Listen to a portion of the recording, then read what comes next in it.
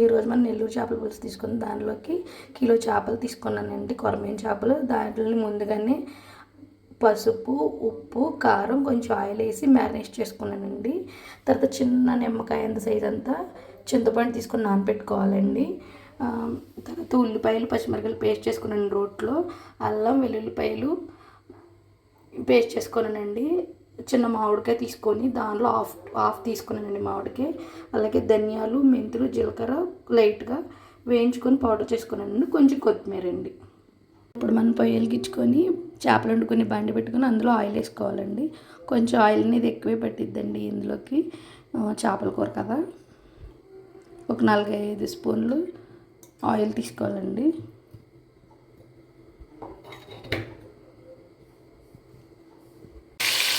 ఇప్పుడు ఇది ఆయిల్ వేడైందండి. అందులోకి ముందుగా మనం నీరు పెట్టుకున్న ఉల్లిపాయలు, పచ్చిమిరపకాయలు పేస్ట్ వేసుకోవాలండి.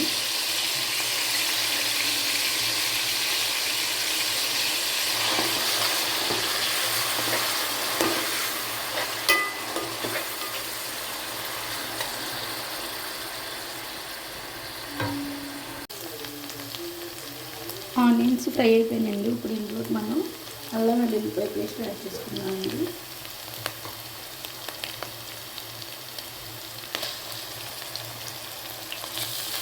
పచ్చి వాసన పోయే వరకు వేసుకోవాలండి.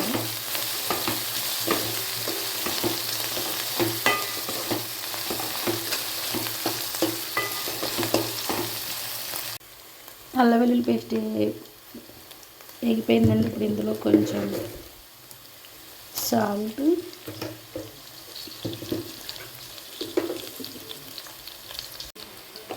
కారం యాడ్ చేసుకున్నామండి.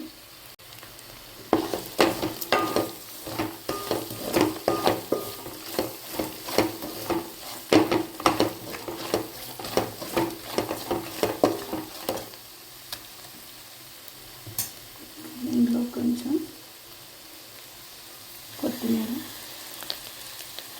వేసుకున్నామండి.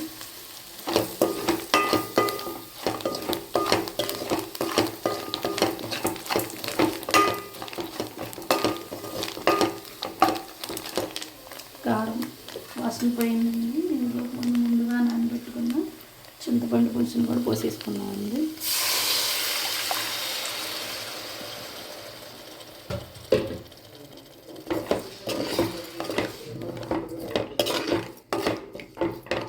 ఇంకా పోసుకున్నామండి కొంచెం వాటర్.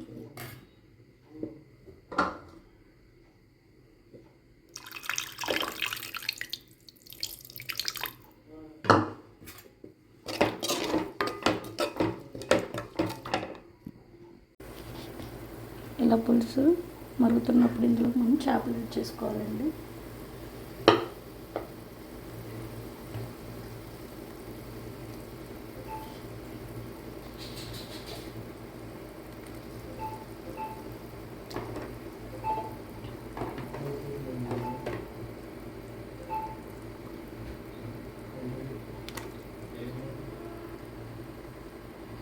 అలాగే మామిడికాయ ముక్క కూడా ఇందులో వేసుకోవాలండి. ఇప్పుడే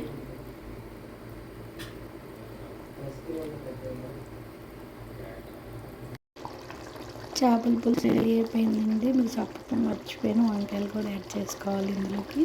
ఇప్పుడు ఫైనల్గా మనం రెడీ చేసుకున్న పౌడరు వేసేసుకోవాలండి. ఫైనల్గా కొత్తిమీర కూడా చల్లేసుకొని తింపేసుకోవాలి.